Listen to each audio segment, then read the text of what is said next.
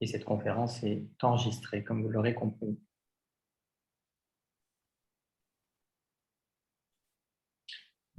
Bien, mesdames, messieurs, chers amis, chers alumni, chères étudiantes et chers étudiants de Sciences Po, bonsoir à toutes et à tous. Alors, en tant que délégué général, je suis très heureux de vous retrouver pour le début de cette nouvelle année universitaire.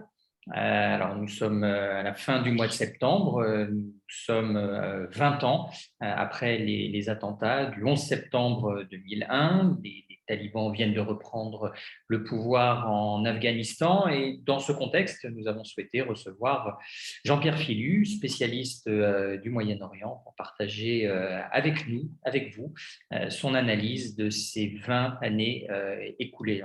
Jean-Pierre Filu, bonsoir. Bonsoir.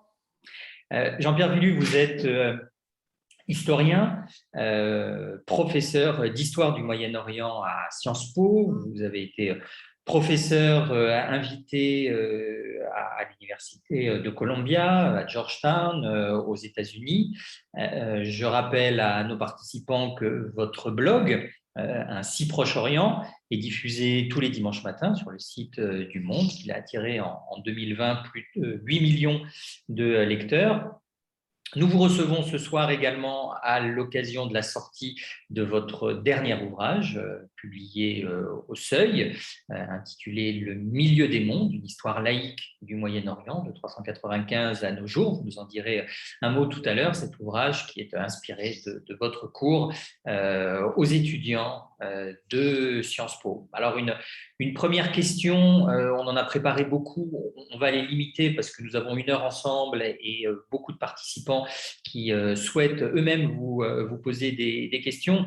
Le premier point sur lequel je souhaiterais vous interroger ce soir, à l'heure où ce 20e anniversaire du 11 septembre est commémoré, ce que l'on a envie de vous demander, une question que beaucoup se sont posées à l'époque, une question qui reste d'actualité aujourd'hui. Le 11 septembre 2001 était-il prévisible et était-il inévitable? Bien, d'abord, vous remercier, Monsieur le délégué général, vous remercier toutes et tous qui me faites l'honneur d'assister à cet échange. Et je suis très sensible au fait que Sciences Po Alumni ait laissé passer la vague du 20e anniversaire proprement dit, dont on se rend compte qu'elle a charrié beaucoup de commentaires, dont certains, au fond, le lendemain, le 12 septembre, étaient déjà oubliés. Donc voilà, donnons le temps au temps et c'est bien qu'on ait cette respiration. Alors, c'est peut-être une qualité qui n'a pas été prise en compte lors de mon invitation, mais il se trouve que j'étais conseiller diplomatique adjoint au cabinet de Lionel Jospin au moment des attentats du 11 septembre et que du fait de mon bagage d'arabisant, du fait de mes fonctions passées comme conseiller diplomatique de Pierre Jox au ministère de la Défense, j'avais eu à suivre un certain nombre de dossiers où revenaient régulièrement les noms de Ben Laden, d'Al-Qaïda. Donc je vous rassure ou je ne vous rassure pas, je ne vais pas vous livrer de secret, mais simplement sachez que pendant tout l'été 2001, on avait ce qu'on appelle en langage de renseignement un bruit de fond. Un bruit de fond qui indiquait qu'une lourde opération était prévue sur le territoire des États-Unis, donc d'après nos sources. Donc, nous en avons évidemment prévenu nos alliés américains. Il faut savoir que aux alentours du 11 septembre, je ne vais pas rentrer dans la chronologie exacte, mais on a pu déjouer un attentat qui était prévu à Paris contre l'ambassade des États-Unis, qui aurait pu être dévastateur tout autour de la place de la Concorde. Donc, l'idée que des attentats sanglants, sophistiqués, sans précédent étaient en préparation, était quelque chose qui circulait au sein de la communauté du renseignement. Personne n'aurait pu évidemment imaginer l'ampleur, le génie pervers qui a conduit à utiliser des avions de ligne comme projectile d'un terrorisme de masse dans un attentat sans aucun précédent. Il est évident que le 11 septembre, nous étions tous en France, y compris, comme je vous le dis, à Matignon, à l'Élysée, et dans tous les cercles de décision complètement sous le choc, hein. Mais il faut savoir, et ça c'est de l'ordre de l'histoire, que le président George W. Bush avait dans son ranch de Crawford, en août 2001, un mémorandum de la communauté du renseignement qui effectivement faisait état, entre autres du fait des avertissements français, mais pas uniquement, d'une menace grave sur les territoires américains, et à aucun moment, hein, le chef de la Maison-Blanche n'a pris en compte cette menace, en tout cas n'a décidé d'adopter des mesures qui auraient pu être préventives. Il faut savoir, bon, et là je reviens à ma casquette d'universitaire, hein, j'ai été diplomate pendant une vingtaine d'années avant d'avoir l'honneur et le privilège de rejoindre Sciences Po en 2006. J'ai écrit la véritable histoire d'Al-Qaïda. En fait, à partir du moment où Al-Qaïda, donc Ben Laden, frappe au Yémen, en large du port d'Aden, un destroyer américain, ce sont les plus lourdes pertes américaines à cette époque depuis la guerre du Vietnam.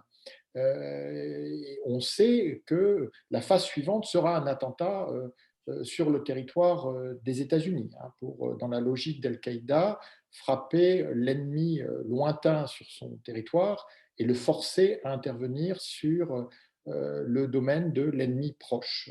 Voilà. Donc, oui, évidemment, il est facile de dire avec le recul, cela aurait pu être évité, mais ce que l'historien remarque, souligne, mais aussi ce que l'ancien conseiller de dirigeants politiques rappelle, c'est que par définition, nous ne sommes jamais préparés à ce qui est sans précédent, hein, et qu'il y a une incapacité à concevoir l'inconcevable, et que le 11 septembre, c'est l'inconcevable qui s'est produit et qui a provoqué effectivement le choc que nous avons tous partagé.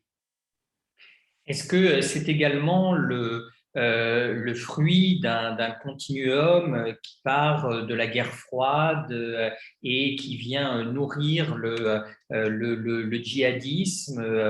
Pour vous, le 11 septembre 2001 n'est en effet, d'un regard d'historien, pas la date forcément la plus importante à retenir. Quelle est l'analyse que vous faites de ce lien qui peut exister entre guerre froide et naissance du djihadisme?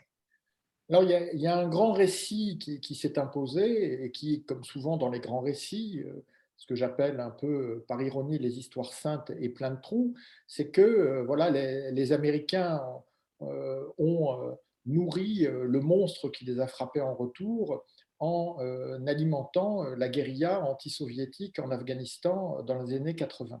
Alors moi, il se trouve que j'étais en Afghanistan dans les années 80. Alors là, j'étais pas encore diplomate, j'étais humanitaire, hein, et que voilà, j'étais dans la vallée de la Kunar, qui est connue pour être un berceau de mouvements tous plus radicaux les uns que les autres, et qu'à l'époque, en 86, quand j'étais rentré, j'avais parlé d'une internationale moudjahidine arabe, ce qui n'intéressait absolument personne, hein, à l'époque. Donc, voilà, je dois quand même admettre que j'étais conscient de cette réalité, mais cette réalité, elle était à l'échelle de la tragédie de l'Afghanistan occupé par l'Union soviétique. Il faut voir qu'il y a eu 1 million de victimes en une dizaine d'années, dans un pays d'environ 15 millions d'habitants, hein. Tout ce qui s'est passé depuis en Afghanistan n'a jamais égalé en horreur l'occupation soviétique. Et durant cette occupation soviétique, eh bien, les volontaires arabes ils n'ont joué absolument aucun rôle, hein. Ils ont eu quelques dizaines de morts. Et il faut savoir que 90% des volontaires arabes n'ont jamais quitté le Pakistan, hein, et que même Ben Laden n'a combattu effectivement l'armée rouge que pendant 10 jours sur 10 années d'occupation soviétique. Mais comme souvent, on l'a vu avec le califat et Daesh, on le voit trop souvent, eh bien, on se fait l'écho de la propagande des djihadistes, parce que les djihadistes, ils sont malins, et puis de toute façon, ils ont considéré que la propagande, c'était la moitié du djihad. Donc, ils construisent des récits, hein, Ben Laden, 10 jours de combat avec l'armée rouge, mais 52 minutes de vidéo diffusées, à l'époque, il n'y avait pas les réseaux sociaux, diffusées par vidéocassette dans l'ensemble du monde arabe, comme si c'était, au fond, lui, et sa phalange d'extrémistes arabes qui avaient défait l'armée rouge. Tout ça est un mythe absolu. Mais ça leur a permis, hein, au retour dans leur pays respectifs, Ben Laden en Arabie Saoudite, les uns au Yémen, les autres en Algérie, de se poser en grands vainqueurs de cette guerre d'Afghanistan, à laquelle, bien souvent, ils n'avaient assisté qu'en spectateurs, et généralement depuis l'autre côté de la frontière, au Pakistan. Et alors, en lançant au lendemain du 11 septembre la guerre contre la terreur, en riposte aux attentats, le président George W. Bush, à l'époque, répond d'une certaine façon aux injonctions des djihadistes en attirant l'ennemi lointain sur son terrain, en Afghanistan, en Irak. 20 ans après, quelles sont les leçons que vous tirez de ces représailles? Alors d'abord, il faut voir que le consensus international, et en France, il n'y a eu, on était en période de cohabitation, évidemment euh, aucun débat pour apporter notre solidarité entière aux Américains qui avaient été frappés de manière aussi abominable, hein, par cette terreur de mars. Hein. Et on voit, il y a un consensus à l'ONU, et donc ce qui est l'opération anti-talibans parce que les talibans protégeaient Al-Qaïda et avaient refusé de livrer les terroristes, a reçu ce soutien international. Alors en France, il faut savoir qu'il y a eu un débat, pour le coup, où Jacques Chirac était, là, ce n'était pas encore l'homme qui a dit non à la guerre en Irak, au contraire, il était prêt à aller au sol, hein, et a donc collaboré avec les Américains au sol, ce que Lionel Jospin a refusé à très juste titre, c'est-à-dire que la coopération française à l'offensive américaine en Afghanistan en octobre 2001, il y a eu un accompagnement par l'aéronaval et par l'aviation et puis par des forces spéciales. Hein, voilà. Donc, mais avec refus d'aller à terre. Et là, dans cette phase-là, il y a un vrai consensus international. Mais comme vous le dites très justement, il y a les idéologues, les néoconservateurs qui poussent à la guerre globale contre la terreur et qui, eux, considèrent que bon, les talibans et même Al-Qaïda, tout ça, small fish. Hein, l'important, c'est Saddam Hussein parce qu'ils ont théorisé que la route de Jérusalem passe par Bagdad, ce qui prouve qu'ils étaient non seulement des stratèges assez lamentables, mais des géographes tout à fait contestables. Et donc, on voit un basculement, et nous, on le sent, parce que on était très proche des États-Unis en termes de collaboration opérationnelle. Et tout ça va être concrétisé en 2002 par le discours de George W. Bush devant l'Assemblée générale de l'ONU le 12 septembre 2002, donc un an et un jour après les attentats, où là, George W. Bush déroule l'argumentaire de la guerre globale contre la terreur et d'un axe du mal où il y a l'Irak, l'Iran et la Corée du Nord. Donc voilà, il n'était non seulement pas très bon en idéologie, en géographie, mais voilà, en géométrie, c'était pas extraordinaire non plus. Et là, on change complètement. Et du coup, on brise le consensus international. Et c'est à ce moment-là qu'effectivement, Jacques Chirac, son ministre Dominique de Villepin, pousse à une mobilisation contre cette dynamique qui ne peut qu'alimenter le choc des civilisations. Et c'est à ce moment-là que Barack Obama, sénateur de l'Illinois, déclare que cette guerre ne pourra faire que le jeu des recruteurs djihadistes. Hein. Et à l'époque, tout l'appareil démocrate dit Barack, il est fini. Hein. Quand on dit des choses pareilles alors que l'Amérique entière veut la vengeance, eh bien, on n'aura aucun avenir politique. Il faut savoir que la propagande américaine avait été tellement efficace qu'une majorité d'Américains étaient alors convaincus que Saddam Hussein était responsable au moins en partie du 11 septembre. Hein. Donc c'est ça aussi qu'il y a derrière l'invasion d'Irak, et on sait que là, c'est la catastrophe absolue, hein. Évidemment pour l'Irak et les Irakiens. Moi, personnellement, j'ai toujours été un opposant résolu à Saddam Hussein, à sa dictature, quand un certain nombre de dirigeants français vantaient les mérites de la laïcité, voire du modernisme de Saddam Hussein. Moi, je ne voyais qu'un régime absolument abject et sanguinaire, mais il est évident que le renverser par une intervention étrangère changeait complètement la donne. Et comme on le voit, ça apparaissait comme le fruit d'une invasion et non pas comme l'expression du droit du peuple irakien à l'autodétermination. Et on sait aujourd'hui que la chute de la statue de Saddam Hussein à Bagdad a complètement été mise en scène par la propagande américaine. Il n'y avait pas du tout cette liesse qu'on a pu euh, essayer de dramatiser. Donc, à partir de ce moment-là, si j'ose dire, Ben Laden et Al-Qaïda ont gagné. Ils ont gagné l'essentiel.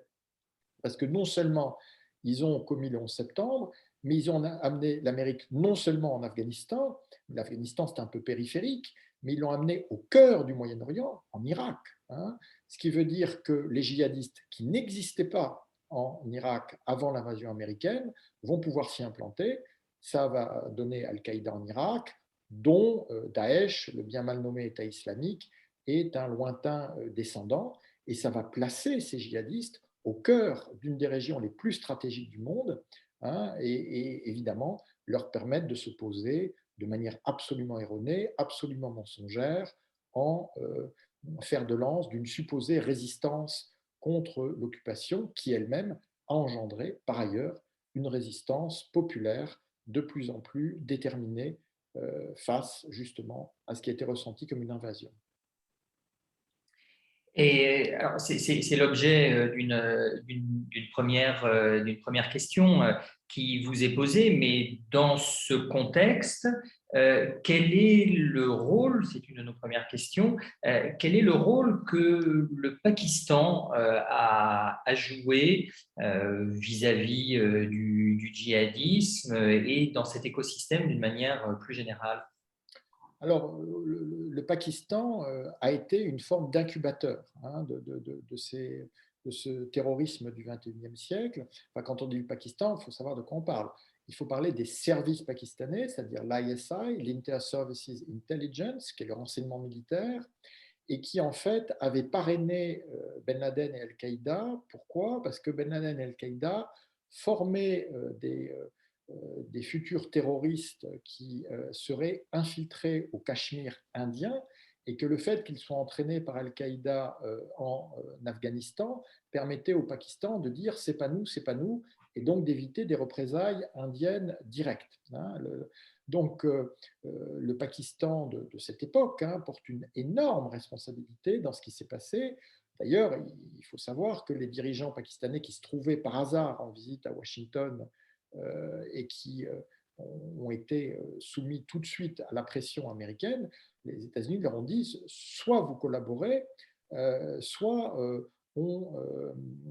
on vous traitera comme on va traiter les talibans. Et les Pakistanais ont choisi évidemment la première option, et c'est ça qui explique la rapidité de l'effondrement des talibans qui se sont effondrés en quelques semaines. En revanche, il y a toute la suite.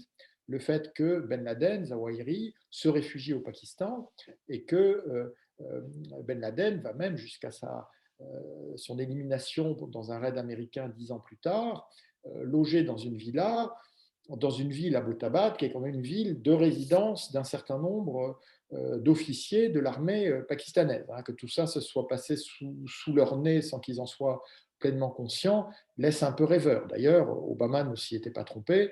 Il avait refusé de prévenir les Pakistanais de ce raid, de peur que Ben Laden ne soit prévenu et donc puisse échapper à la frappe américaine.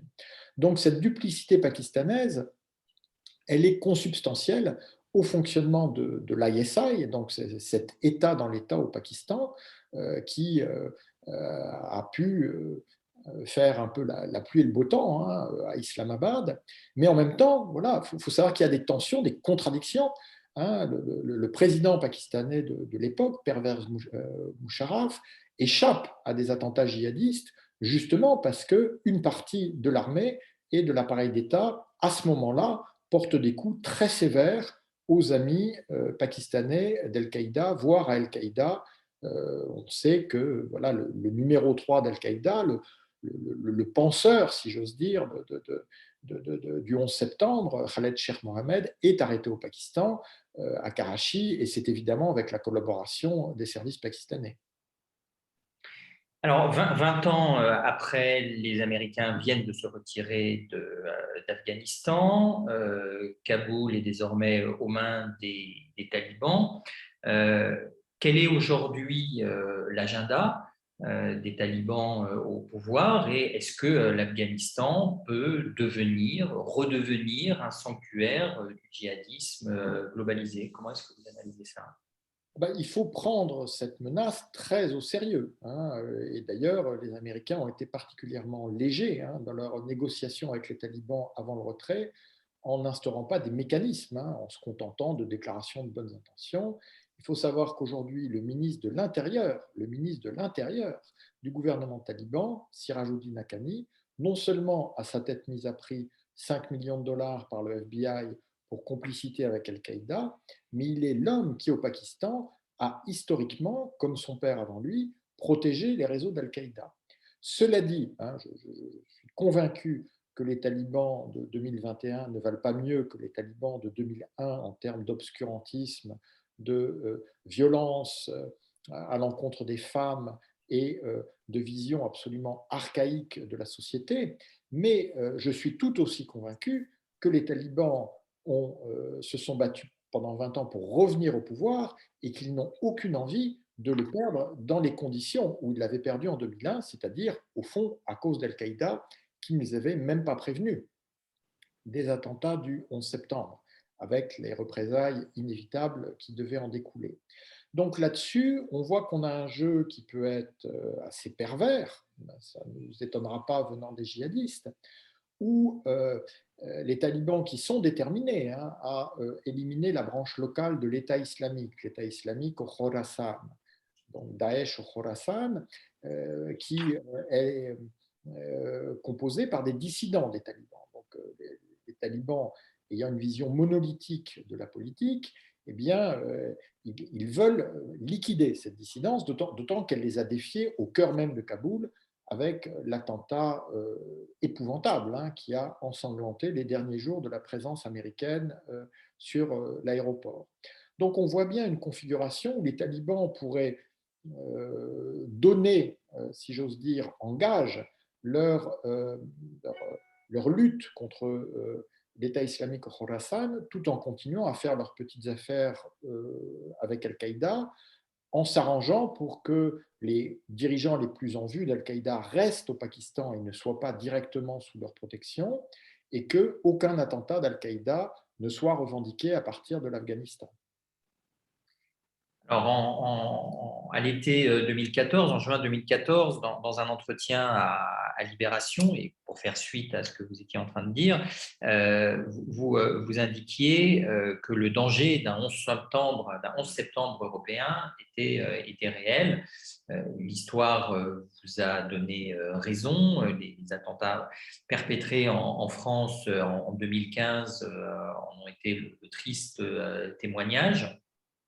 Au regard des dernières évolutions géopolitiques des 2 derniers mois dans la région, quel est, selon vous, le degré de menace terroriste qui pèse sur l'Europe? Oui, alors je déteste rien de plus que de jouer au prophète de malheur, hein, mais effectivement, l'entretien que vous rappelez aimablement a été donné avant la proclamation du califat à Mossoul, hein, parce que la tendance lourde était là, et on avait déjà, et on le savait, dans les rangs de Daesh, hein, de l'État islamique en Syrie et en Irak, des dizaines de volontaires français. On avait déjà un volontaire français, un djihadiste, un terroriste, qui était revenu en Europe, Medine Mouche, pour tuer 3 personnes au musée juif de Bruxelles, hein. Donc on voyait les prémices d'une campagne d'Europe, d'une campagne terroriste de Daesh en Europe. C'était contre cela que je voulais mettre en garde. Alors aujourd'hui, fort heureusement, hein, la menace est très dégradée en termes organisationnels, hein. On voit que Daesh n'a plus de réseau structuré à l'échelle de l'Europe. J'ai eu très peur, hein, parce qu'il faut malheureusement se préparer au pire, lors de l'attaque à Vienne qui avait eu lieu Donc il y a déjà quelques mois, au centre de la capitale autrichienne, non pas du fait des morts, c'est déjà affreux le nombre de morts qu'il y avait eu, mais parce qu'on avait des connexions européennes. On avait un achat d'armes en Slovaquie, on avait des connexions en Suisse et en Italie, hein. Mais c'est ça qui avait fait la force des terroristes du 13 novembre 2015 et avant eux de ceux de Charlie, de Montrouge et de l'hypercachère. C'est cette possibilité de jouer sur différents tableaux européens. Donc, fort heureusement, ça n'est plus le cas, mais et le Sahel, où la France combat la menace djihadiste à la source, n'attire pas de volontaires étrangers, hein. C'est vrai que voilà, vivre dans une maison réquisitionner des bords de l'Euphrate en mangeant de la pizza au coucher du soleil, c'est beaucoup plus confortable pour un djihadiste européen que d'aller nomadiser dans le Sahara, hein. Donc, par chance, on n'a pas des relais à partir de cette zone sahélienne. Mais on a vu, hein, ces derniers mois, ces dernières années, comment des individus isolés, hein, ont pu, si j'ose dire, s'auto-radicaliser et être un peu gérés à distance, en remote control, par le biais de messageries cryptées ou autres, hein, par une direction opérationnelle de Daesh qui, elle, reste en activité. Il faut savoir que le chef actuel de Daesh, le nouveau calife, entre guillemets, de l'État islamique, c'est un opérationnel, Saïd El-Maoula, il n'est pas d'origine arabe, c'est un turkmène, et c'est quelqu'un qui a une expérience des attentats, une expérience des organisations d'attentats, certes en Syrie et en Irak, mais il mettra à profit cette expertise pour des opérations à l'étranger, s'il lui en est donné la possibilité. Pour l'instant, fort heureusement, l'espace qui est laissé aux terroristes est très limité. Merci beaucoup. Alors, une question que vous pose Pascal, qui se demande s'il faut voir dans la débandade de l'armée afghane, qui a été financée à grand prix par les États-Unis, finalement le double jeu du gouvernement afghan d'Ashraf Ghani. Oh non, non, non, c'est leur faire beaucoup d'honneur, hein. Ce sont souvent des politiciens assez lamentables et à très courte vue. Non, il faut quand même se poser une question. Qu'est-ce qui peut se passer dans la tête d'un officier américain pour croire que, venu de West Point, il va apprendre à un Afghan à faire la guerre en Afghanistan, hein? Voilà, ce sont quand même parmi les meilleurs combattants du monde sur leur terre. Ils l'ont montré au fil des siècles. Et s'il y a un échec absolu, c'est l'échec de l'exportation du modèle militaire américain dans des armées de cette région du monde. Mais on avait eu la même chose pendant la révolution syrienne. Ils voulaient à tout prix faire une armée de libération syrienne à leur image. Et ils n'ont jamais voulu aider les rebelles syriens que j'ai pu voir sur le terrain, à Alep ou ailleurs, et qui étaient très efficaces, parce qu'ils se battaient avec les moyens du bord, mais souvent en savate, hein, sans casque, ni tout la paraphernalia que les Américains aiment bien mettre sur ceux qu'ils équipent. Donc, c'est ça. Il y avait, alors là, pour le coup, un choc de culture qui est complètement accablant, hein. Comment imaginer qu'un Américain peut apprendre à un Afghan à faire la guerre en Afghanistan? Voilà, c'est quand même une question qu'on aurait dû se poser d'emblée, hein. Et puis après, il y a un phénomène qu'on a vu en Irak qui est lamentable, mais qui est documenté. C'est qu'une partie de cette armée n'existait que sur le papier. C'est que, en fait, les soldes étaient payés pour être détournés à des soldats qui n'existaient pas. Et que donc, une armée qui, sur le papier, faisait je ne sais pas combien de dizaines ou de centaines de milliers de soldats, en réalité, c'était la moitié, voire moins, hein. Et que, on l'a vu à Mossoul en 2014, hein, si l'armée se débande, c'est parce qu'une grande partie de l'armée irakienne n'existe pas, tout simplement, hein, devant les djihadistes. Et on a eu la même chose en Afghanistan.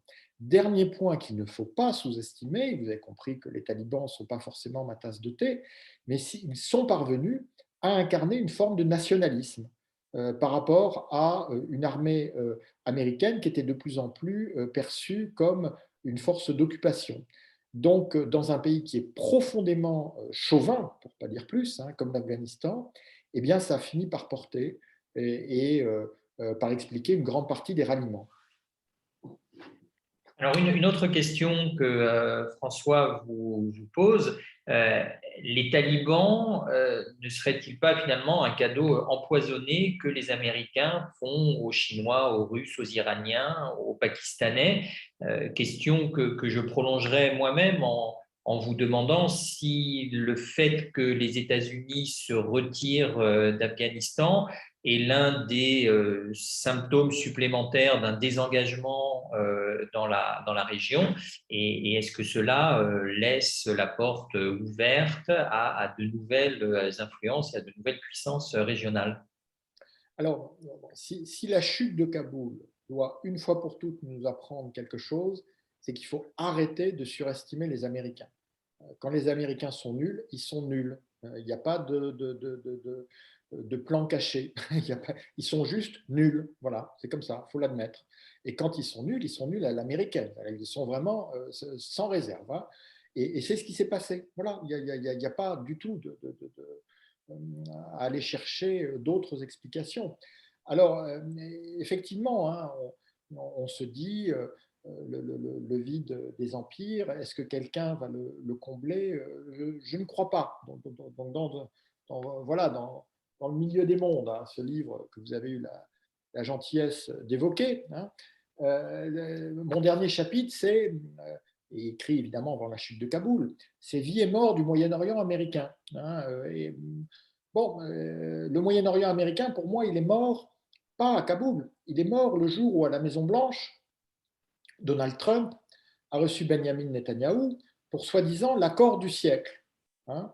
Donc voilà, moi je suis un ancien diplomate, j'enseigne aussi la diplomatie et les techniques de négociation à Sciences Po, mais voilà, l'idée d'un accord de paix avec une seule partie et aucun arabe dans la salle, sauf trois ambassadeurs qu'on a montrés à la fin et qui donneront plus tard les accords d'Abraham, ça paraissait étrange.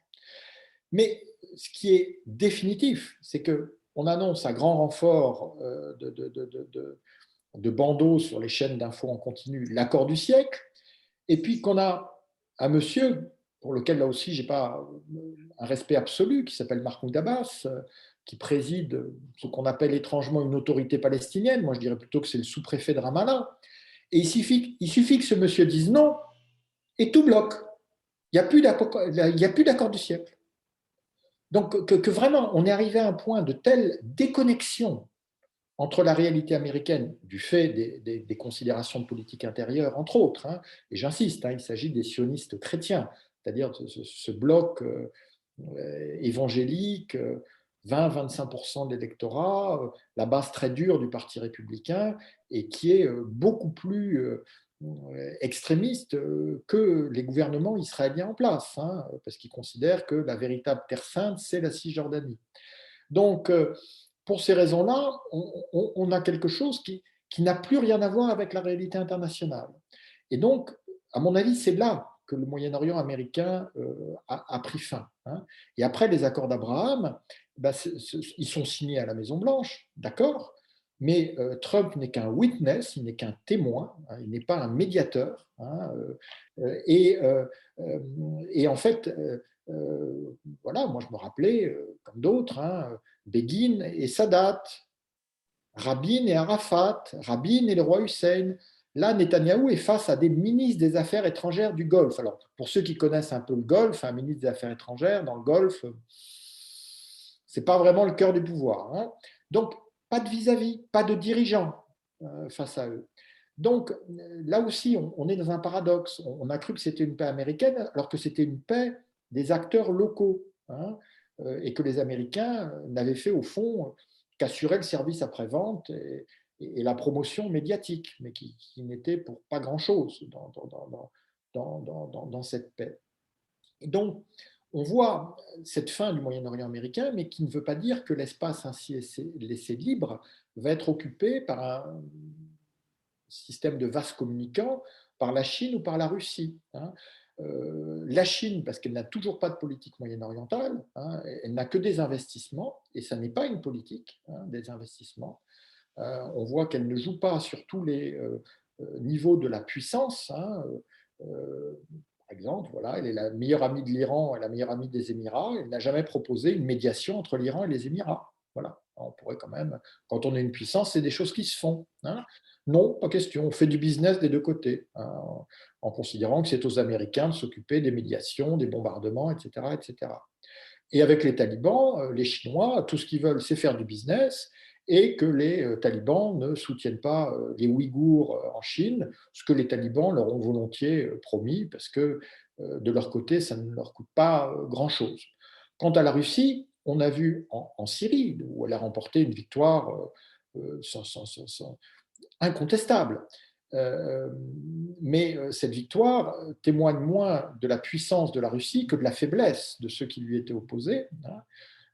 Et la Russie a fait une guerre du pauvre, parce que la guerre des riches, elle était menée par la coalition avec les États-Unis, la France, la Grande-Bretagne, contre Daesh. Hein. La Russie n'a pratiquement pas frappé Daesh. Et elle a libéré, entre guillemets, Palmyre, mais elle a reperdu Palmyre face à Daesh au bout de quelques mois avant de la libérer une fois pour toutes. Quand on voit sur une carte Palmyre avec des centaines de kilomètres de désert autour, on dit qu'il y a quand même un petit problème avec l'aviation ou le renseignement russe. Hein. Bon. Donc, guerre du pauvre, ils gardent Bachar au pouvoir, et une fois que Bachar est maintenu au pouvoir, ils ne peuvent rien en faire. Ils ne peuvent pas faire un processus politique, une transition, etc. Donc, il n'y a pas de capacité de projection de puissance. Donc, en fait, il y a un vide de puissance.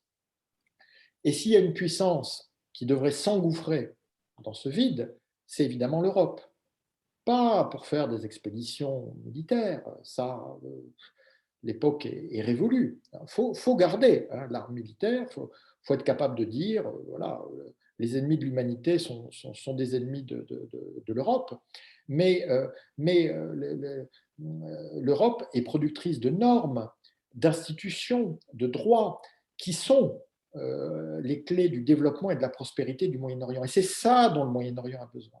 Le Moyen-Orient n'a pas besoin d'un nouvel hégémon, il a besoin effectivement de puissances structurantes comme l'Europe, mais vous le savez tout autant que moi, l'Europe ayant peur de son ombre, on la voit mal aujourd'hui s'engager au Moyen-Orient de manière vraiment ferme. Hein.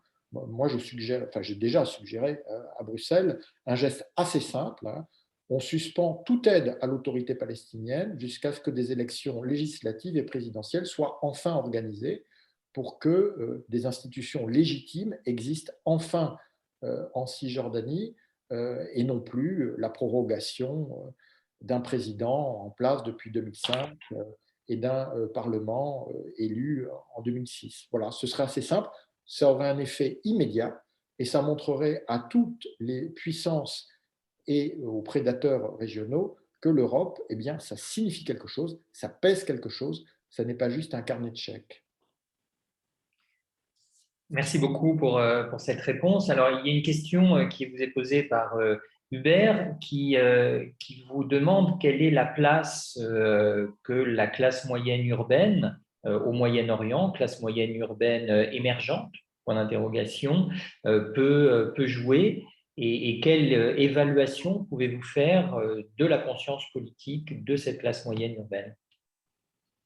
Alors, de manière générale, hein, il faut savoir que la conscience politique dans le monde arabe est très développée, pour une raison simple, hein, c'est que les tragédies développent la conscience politique. Hein. Moi, j'ai toujours été frappé, même dans les endroits les plus reculés, de la conscience assez fine. Alors après, il y a les théories du complot, il y a des délires, etc. Mais voilà, quand votre vie et la vie de votre famille dépend d'une analyse politique plus ou moins raisonnable, vous devenez assez bon en politique. Hein, voilà. Bon, alors la classe moyenne urbaine, effectivement, hein, elle s'est beaucoup développée ces dernières années. Et d'ailleurs, c'est une des raisons pour lesquelles on a eu les soulèvements démocratiques de 2011, hein, parce qu'on avait une masse critique, on avait une jeunesse.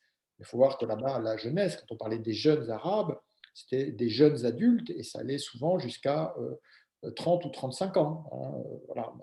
parfois, j'ai même vu des jeunes encore plus âgés, mais qui s'auto-dénommaient jeunes. Donc, c'est sûr que cette classe moyenne, elle est porteuse, là aussi, d'un projet de normes, d'institutions, parce qu'elle veut pouvoir construire son avenir et surtout l'avenir de ses enfants. Voilà. Mais on voit bien aussi que il y a une guerre. Alors, il y a la guerre civile ouverte, hein, la guerre au peuple qui est menée par un Bachar al-Assad en Syrie, par Ali Abdallah Saleh au Yémen, et après sa mort par les Houthis, par les différents seigneurs de la guerre en, en Libye. Mais il y a une guerre moins directe, hein, qui peut être une guerre socio-économique. Hein. On voit bien que les régimes ont compris qu'une des clés du statu quo, donc de l'absence d'alternatives réformistes, voire révolutionnaires, c'était de réenfermer les femmes, de faire que les femmes qui avaient de manière massive acquis un niveau d'études sans précédent et intégré à une part là aussi sans précédent le marché du travail, il fallait les retirer de l'espace public. Et l'Égypte, hein, où on fait beaucoup de crédits au président Sisi, hein, pour avoir renversé, certes un islamiste, mais enfin le seul président élu démocratiquement de l'histoire de l'Égypte. Hein, eh bien, donc Morsi, qui a été renversé, donc Sisi, lui, est l'homme des tests de virginité quand il était général, et l'homme, en fait, d'un retour d'un ordre moral extrêmement pesant. Hein, pour ceux qui vont en Égypte récemment, voilà, on n'a jamais vu autant de voiles, voire de voiles intégraux dans l'espace public. Alors maintenant, il en paye le prix avec une croissance démographique qui est absolument délirante. Donc, après avoir mené cette guerre contre les femmes, et bien évidemment, le prix, c'est 1 million d'Égyptiens en plus tous les 7 ou 8 mois dans un pays qui a largement dépassé les 100 millions d'habitants. Donc on en est là. Alors du coup, on a une classe moyenne qui certes s'est développée, mais qui maintenant est un peu pris en étau, hein, par cette montée du conservatisme et par une forme de déclassement. Le cas extrême, hein, je vois qu'une question voudrait l'évoquer, donc j'en profite, c'est évidemment le Liban. On a sous nos yeux une classe moyenne qui disparaît. Hein. Et là, de même que, voilà, de même que Assad a mené une guerre militaire totale contre son peuple pour obliger toutes les voix critiques à quitter le pays, il y est arrivé. Hein. Pratiquement tous les talents, pratiquement toute la classe moyenne digne de ce nom a fui, hein, en Europe et ailleurs. De même, aujourd'hui, hein, le système, hein, la coalition qui fait fi d'ailleurs de toute différence confessionnelle, hein, ils sont tous d'accord pour s'entendre sur le dos des Libanais, hein, qui tient le pays, ben, elle mène une guerre économique sans merci à son propre peuple, parce que pendant que nous, on se lamente qu'on voudrait de la solidarité avec le Liban, parce que voilà, nous, on est quand même des êtres un peu de raison et de passion, mais eux, ça leur fait absolument ni chaud ni froid, parce qu'au contraire, plus la classe moyenne disparaît au Liban, plus ils sont sûrs que leur clientélisme communautariste d'un autre temps ne sera plus contesté, et qu'il n'y aura plus que des gens qui, pour leur survie, et la survie de leur famille, eh bien, devront se retourner vers les seigneurs de la guerre, chefs de milice et autres leaders communautaires. Alors, on a encore deux questions qui vous sont posées sur l'Afghanistan. La première qui vous demande si le fait que l'Afghanistan soit aujourd'hui un narco-État constitue une manne pour le financement du terrorisme islamique. Et la deuxième question indique que les talibans savent faire la guerre, mais n'ont pas forcément d'expérience gouvernementale. Et est-ce que c'est une catastrophe humanitaire qui s'annonce aujourd'hui en Afghanistan? Alors, ce sont deux questions tout à fait fondamentales. Hein. Alors, la première, moi j'avais parlé très tôt, hein, sur mon blog, hein, de l'importance de l'opium et de l'héroïne. Hein. 90% de l'héroïne mondiale provient de l'opium afghan. Hein.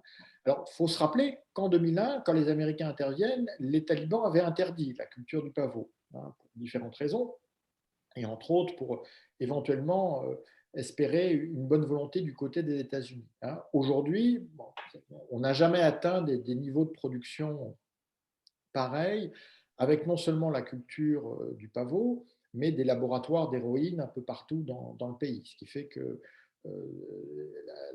la drogue part en ayant déjà été partiellement, en tout cas, transformée depuis l'Afghanistan vers l'Europe, hein, qui est sa destination privilégiée. Il faut aussi jamais oublier ça.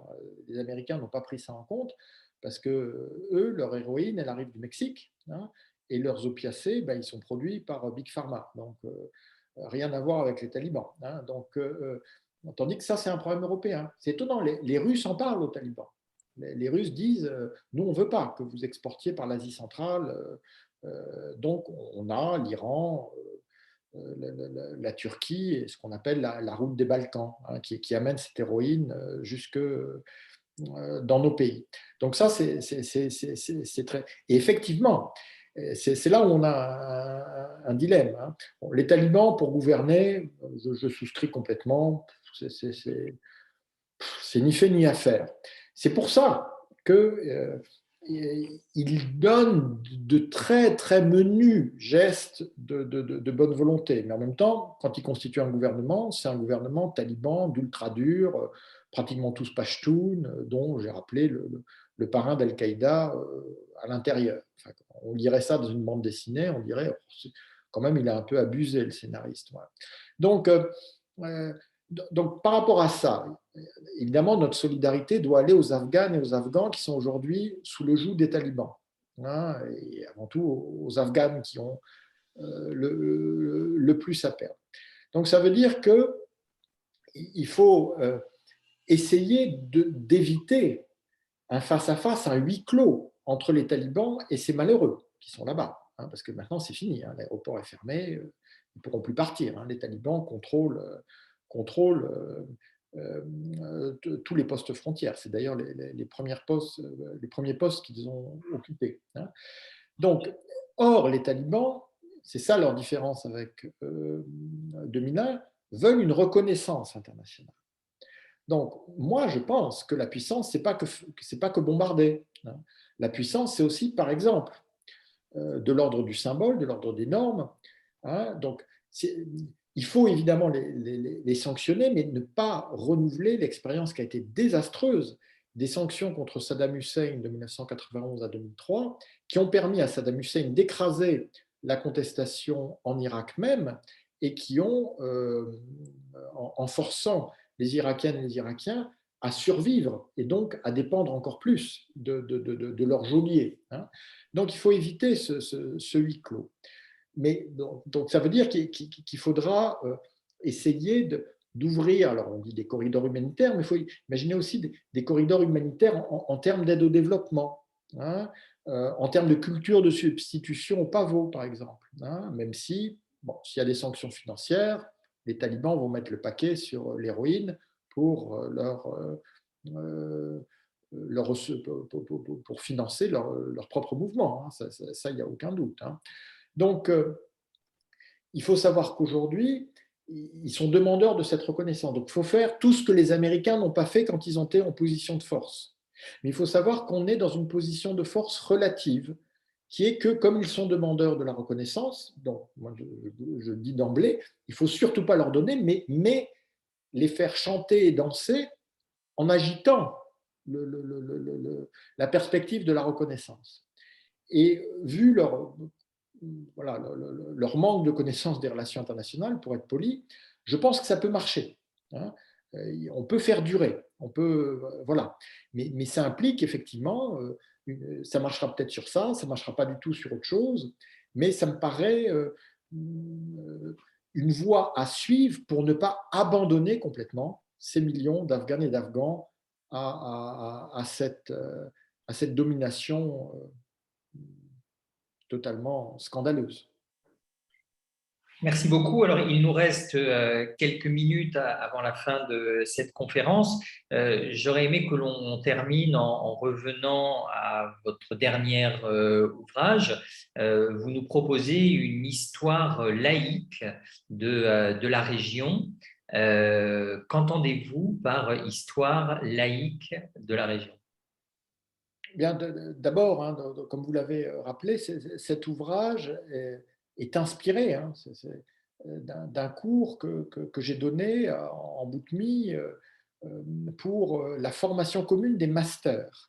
C'est-à-dire que j'ai dû relever ce défi d'enseigner à des étudiants dont l'écrasante majorité n'avait aucune spécialité historique ou moyen-orientale, une histoire du Moyen-Orient sur la longue durée, hein, sur un millénaire et demi, hein, parce que j'ai choisi 395, ce qui est aussi une des réponses à votre question, parce que 395, c'est une date politique, c'est la création de l'Empire romain d'Orient, hein, l'Empire byzantin, qui se sépare de l'Empire romain d'Occident, alors que tous les deux ont la religion chrétienne en partage.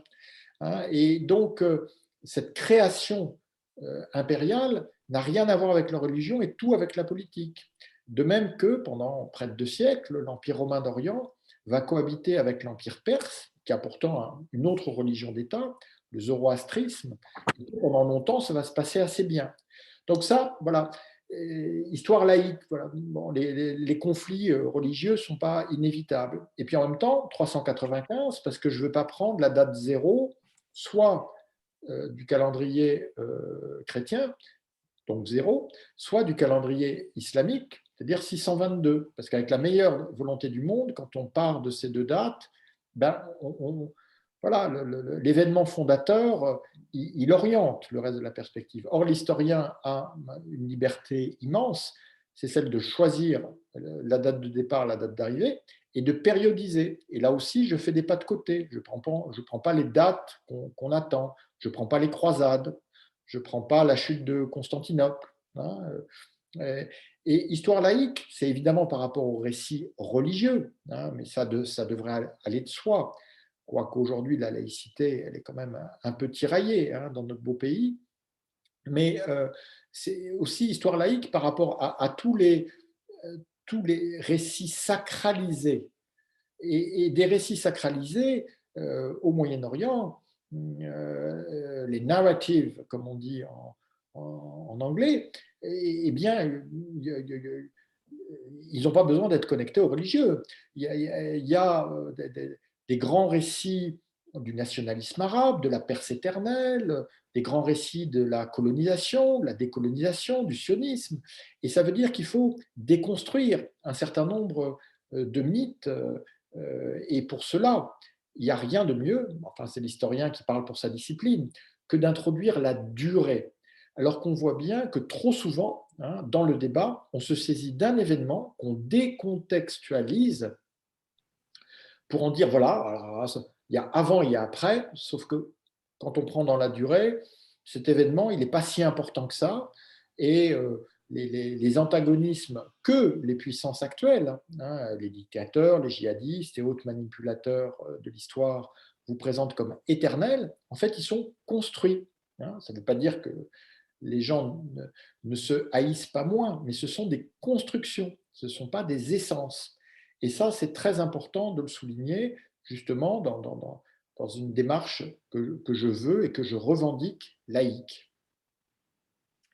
Merci beaucoup. Alors, comme il nous reste encore 4 minutes et que je ne souhaite frustrer aucune et aucun de nos alumni, une toute dernière question qui vous est posée sur le Qatar. Le Qatar dans tout cela, un double jeu et question à laquelle j'ajouterais moi-même, avez-vous le sentiment que nous assistons depuis quelques années à une golfisation du monde arabe, comme un certain nombre d'observateurs le disent?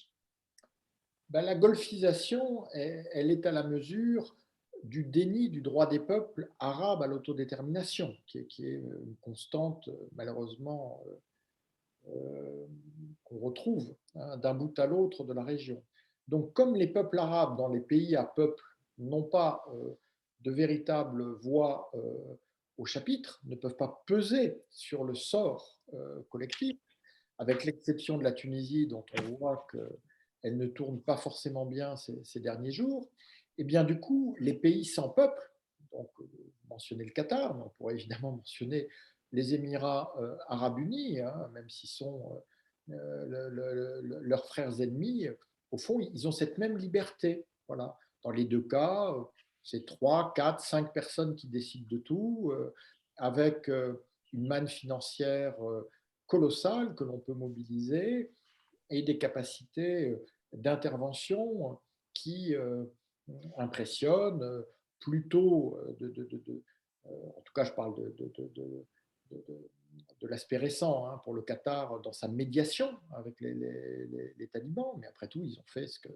Voilà, il y aurait eu d'autres médiateurs, on ne parlerait pas du Qatar, on ne mettrait pas les ambassades en Afghanistan au Qatar. Et puis de l'autre, on a les Émirats qui ont une posture beaucoup plus offensive, hein, ouvertement contre-révolutionnaire, hein, considérant que le statu quo, les régimes en place, doivent à tout prix être soutenus avec les impacts que l'on sait dans la région. Mais au fond, hein, que l'on soit aussi focalisé sur le Qatar ou sur les Émirats, montre en creux que eh bien, les peuples n'ont pas droit à la parole. Et ça, c'est la vraie question. Et tant que les peuples seront dépossédés de ce droit à la parole, ne pourront pas exercer ce droit à l'autodétermination, eh bien, le Moyen-Orient ira mal. Et chaque crise risque d'être pire que la précédente. Je rappelle quand même que pour trouver des niveaux de violence comme ceux de la répression égyptienne au Caire en 2013, après le coup d'État de Sissi, il faut remonter à 1798 et à l'expédition de Bonaparte en Égypte. Et pour trouver des niveaux de violence comparables et de destruction comparables à ce que Bachar el-Assad a infligé au peuple syrien, il faut remonter à Tamerlan en 1400-1401. Donc voilà, si on veut regarder vers l'avenir, il faut aussi penser que tant que les peuples arabes seront exclus de l'équation politique, eh bien, on n'aura pas de stabilité dans cette partie du monde. Merci beaucoup pour cette conclusion, Jean-Pierre Filiu. Merci surtout pour votre disponibilité. Merci d'avoir partagé votre analyse avec les alumni de Sciences Po.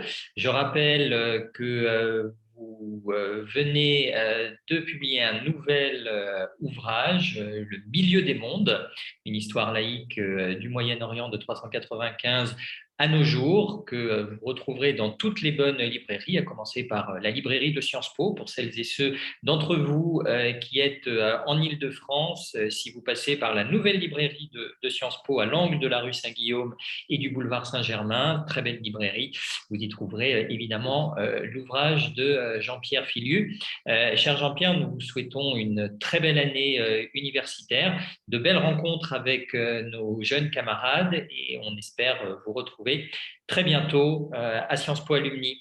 Encore merci. Merci à vous toutes, à vous tous, et tout spécialement à Bernard Elroul et à Sciences Po Alumni. Belle soirée. Bonne soirée à tous et à toutes, à très bientôt. Au revoir.